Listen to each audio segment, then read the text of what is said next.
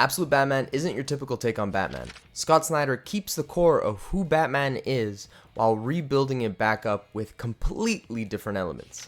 By issue 6, the dude is stabbing the villain with his bat ears and punting party animals off a yacht. Welcome to the Absolute Universe. Whether it's school, work, kids, or your million-item long to-do list, if you're like me, you're forever catching up on comics. In today's Catching Up on Comics, we're covering all of the Zoo arc from Absolute Batman issue 1 to 6. And as I mentioned, this version of Batman, just a little bit different.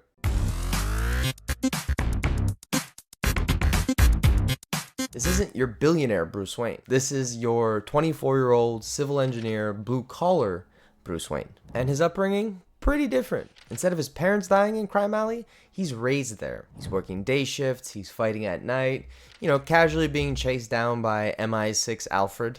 Yeah. And he might be just stalking him for a little bit, but he also has orders to kill him if needed. And this Batman, he isn't your slick, polished billionaire who can buy and build anything that he wants. He's younger, heavier, built different, combining raw industrial engineering with aggressive field tactics. And the best part is the centerpiece. While the bat symbol was heavily criticized before this comic came out, once you find out it's actually the head of a battle axe, everybody kind of shut up. Absolute Batman is rougher, louder, less polished, and more physical, and that's why this feels so fresh. And there's a ton throughout that keeps it fresh, which is why now we'll be diving into the key moments and things that I loved about issues 1 through 6. The Zoo Massacre flashback. Absolute Batman completely rewrites Bruce's origin. In this case, instead of both of his parents dying in Crime Alley, his mom actually lives, big twist, but his dad unfortunately does die, but not in the way you're used to. After Bruce wins an award, he gets his entire class a trip to the zoo. Amazing moment, right? Not only do you get to celebrate, but you get to bring your entire class with you. Beautiful. Until your dad gets killed there.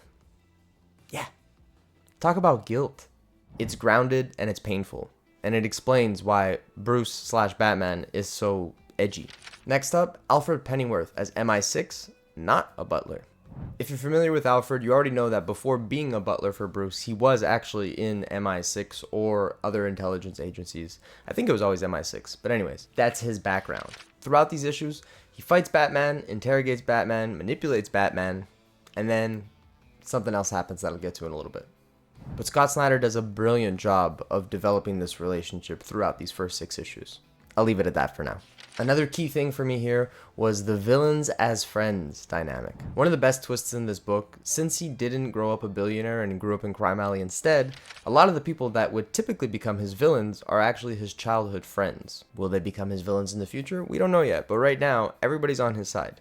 They've all been a tight-knit group since they were kids. And these relationships not only matter, but pay off big time. First of all, move over Lucas Fox, because Riddler is the tech assistant to Bruce in this case, because Bruce is pretty handy himself, considering he's a civil engineer. But anyways, he needs a little bit of help just like anybody else, and Riddler is the one that helps him. Croc, at one point, saves Bruce. He's not all scaled up yet or anything like that, but once he gets tossed off a building after not listening to Alfred's advice, Alfred doesn't patch him up, that's right, but he does manage to make his way over to Croc, tell him he's Batman, and save him. And then one of the next scenes we see is Penguin in his helicopter flying Bruce/Batman to a yacht where the server and Black Mask is hiding. So now they all know, all of his friends from childhood, all the ones that may still end up being his villains, know that Bruce Wayne is Batman. Pretty crazy twist. But my favorite moment with his rogue gallery of friends is with Selina, who is his on and off again love interest anyways, / also rogue gallery. When they were kids, we get this incredible moment where they break into watch Zorro. So instead of Zorro being wrapped around this tragic moment for Bruce, it's wrapped around this beautiful one. Next up, the very psychotic villain of this arc, Black Mask. Let's just put it this way. Despite the contrast in their build, they actually successfully made it feel like this guy was a threat. Not just because of him, but because of his network and the party animals, his gang. I thought it was really smart choosing Black Mask because it didn't take away too much attention from Bruce and this new version of Bruce and Batman. Next thing that I really loved was the triple timeline. What can I say? I'm a sucker for this type of storytelling, and issue 4 does it beautifully.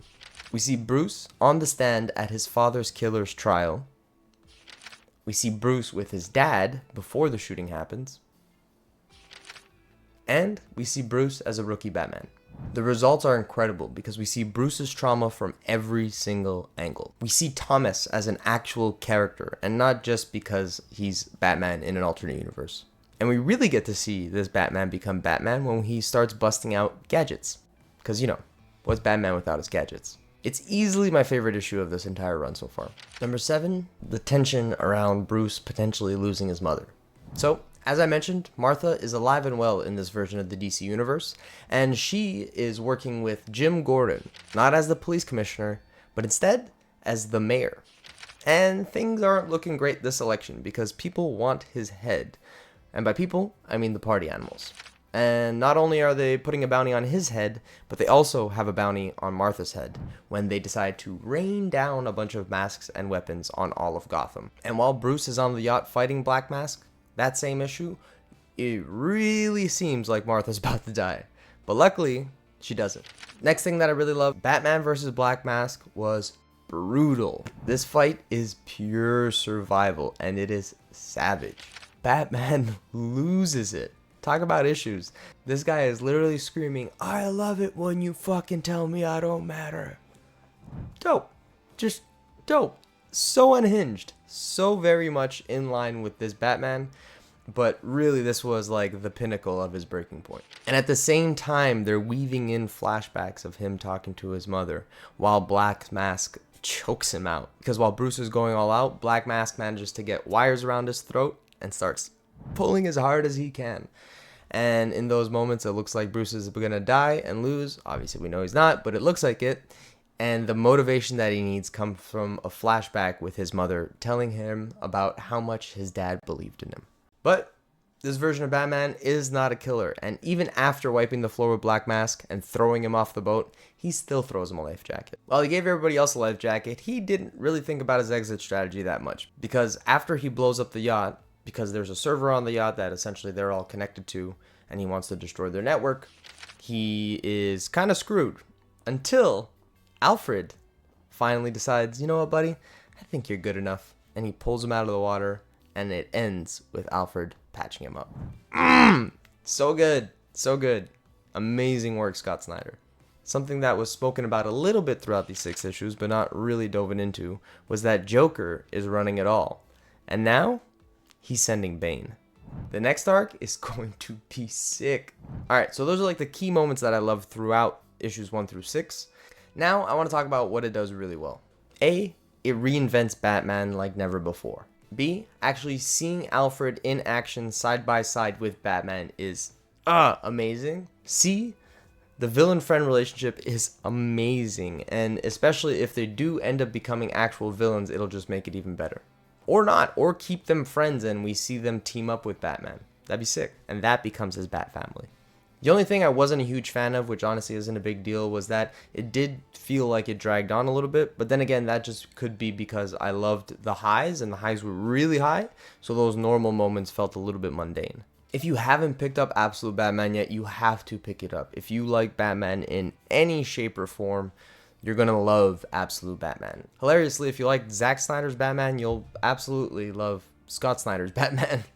And Absolute Batman so far is all about story in addition to all the things we love in a more grittier, darker tone. But that said, it does leave room for heart, which I loved. Let me know if you're reading Absolute Batman, what you think, and of course, until next time, keep it geeky.